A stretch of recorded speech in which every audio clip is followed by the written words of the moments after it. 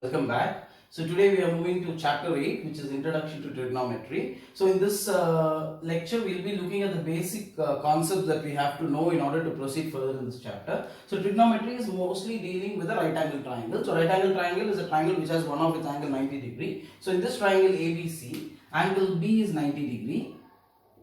Then angle A is taken as theta, then angle C must be 90 minus theta, because this becomes a complement of this. So when you add everything, you're supposed to get 180. So angle C would be 90 minus theta. This 90 minus theta is nothing but it's a complement of angle A. So with this basic knowledge, we'll try to relate the three sides in different ratios and we'll give them some specific name. So if I assume theta is at A, I will take theta here. So this becomes my opposite side, which is opposite to theta, and this becomes my adjacent side, which is close by theta, and opposite to 90 degree is always the hypotenuse. So when I take the ratio of opposite by hypotenuse, that is opposite, which is CB, divided by ACA, which is the hypotenuse, that is named as sine of this theta.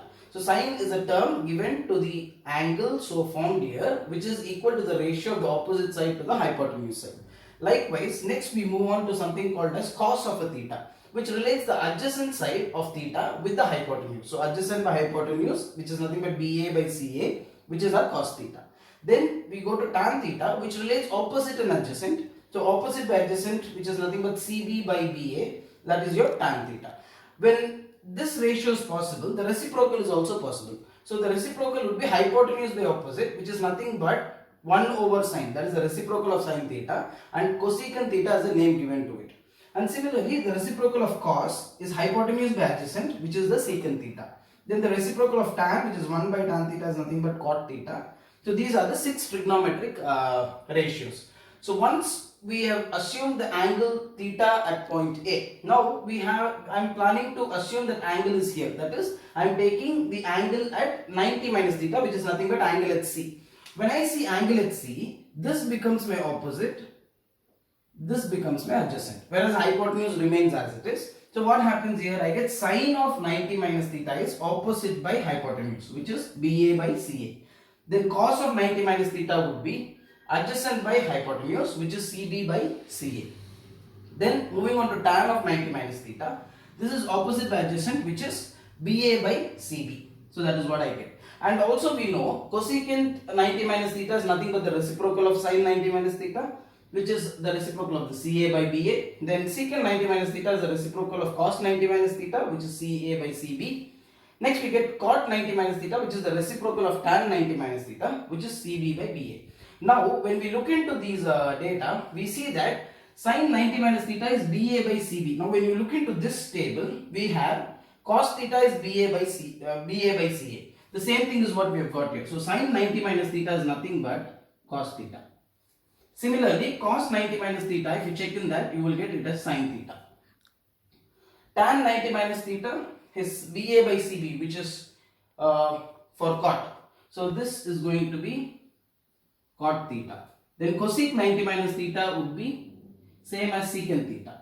Then secant 90 minus theta would be cosecant theta. Then cot 90 minus theta would be tan theta. So this is the angle, we have taken the ratios, and this is for the complementary angle, we have taken the ratios. The next concept that we are supposed to know. So these are nothing but trigonometric ratios for specific angles. So these are a few specific angles which we will be using in some applications. So it is better to know their values of the corresponding thetas. So first, when we start with sin theta, there is a trick to remember this. So what we do is, I write the value 0, 1/4, half, 3/4 and 1. So these are the values where you're starting from 0 and incrementing by a quarter to everything until you reach 1. So now I take this under root. So first value is root of 0. So root of 0 is going to be 0. That is going to be your sin 0 value. Then when I take root of 1 by 4, it's going to give me 1 by 2. Then I take root of 1 by 2, which will be 1 by root 2. Then root of 3 by 4 would be root 3 by 2, because 4 becomes 2 under the root. Then root of 1 becomes 1. So this is how you obtain the value of sine. So to obtain cos value, you just write this in the reverse direction. So you get 1, this comes here, root 3 by 2, this 1 by root 2, this 1 by 2 goes here, and this 0 comes to this place. So now we know tan theta is nothing but Sin theta by cos theta. There is a relationship. Tan can be written as sin by cos because we saw tan theta is opposite by adjacent. So sin theta by cos theta is related to it because sin theta is opposite by hypotenuse, cos theta is adjacent by hypotenuse. Therefore, tan theta would be opposite by hypotenuse divided by adjacent by hypotenuse. The hypotenuse cancels away, so you get opposite by adjacent. So we can write tan theta as sin theta by cos theta. So I will be dividing these two. So 0 divided by 1 would be 0. Then 1 by 2 divided by root 3 by 2. So when I divide it becomes reciprocal, 2 cancels away. So I will have 1 by root 3. Then this and these are the same value. So when I divide I get a 1. So this is root 3 by 2, this is 1 by 2. Again on division this will be root 3. And this will be 1 divided by 0. So which is infinite or not defined. Then we move on to cosecant theta. Cosecant theta is going to be inverse of sine. So inverse of sine. Sine is already 0. So inverse would be 1 by 0, which is infinite, that is not defined. Then 1 by 2's reciprocal would be 2. 1 by root 2's reciprocal is root 2. This would be 2 by root 3. And 1 divided by 1 would be 1. I can obtain secant by taking the reciprocal of cos or by writing this in the reverse. So I will do the reverse pattern. 1, 2 by root 3, root 2, 2. And this becomes infinite, which is not defined. Now we move on to cot theta. Cot theta is the reciprocal of tan. So when I take reciprocal of tan, already tan theta is 0. So inverse of 0 would be infinite, which is not defined. Then the reciprocal of this, which would be root 3. This would be 1 itself. This would be 1 by root 3. And this would be 0. So this is how you fill in the table. And using this table, we will be solving problems in the exercise questions. The last topic on trigonometric introduction is the trigonometric identities. So in this I have taken a right angle triangle again. So it's ABC, right angle at B. I have taken theta at A. So according to Pythagoras theorem, we know the sum of the squares of the two sides will be equal to the square of the hypotenuse. So AB square plus BC square is equal to AC square. I have taken that as equation 1. Now I am dividing this entire equation with AC square. So when I do that, I get AB square by AC square plus BC square by AC square plus AC square by AC square.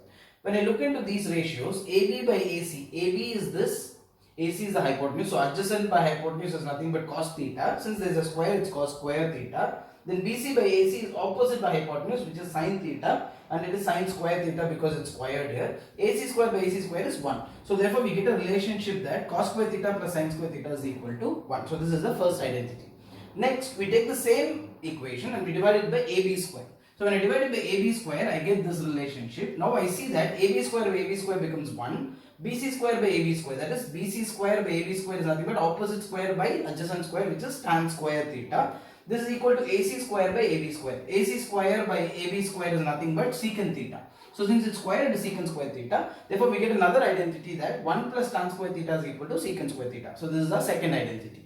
Now again taking the same equation 1 but dividing it with BC square, I get AB square by BC square plus BC square by BC square is equal to AC square by BC square. I see that AB square by BC square is nothing but it's adjacent by opposite, which is cot theta. So it's squared, so it's cot square theta. BC square by BC square becomes 1 and AC square by BC square is nothing but cosecant square theta. So I get another identity which is cot square theta plus 1 is equal to cosecant square theta. So using these identities and rearranging them, we will be solving problems in the exercise. So with this we have come to an end of the introductory class in trigonometry. We will start with the exercise questions in the next lecture. Thank you.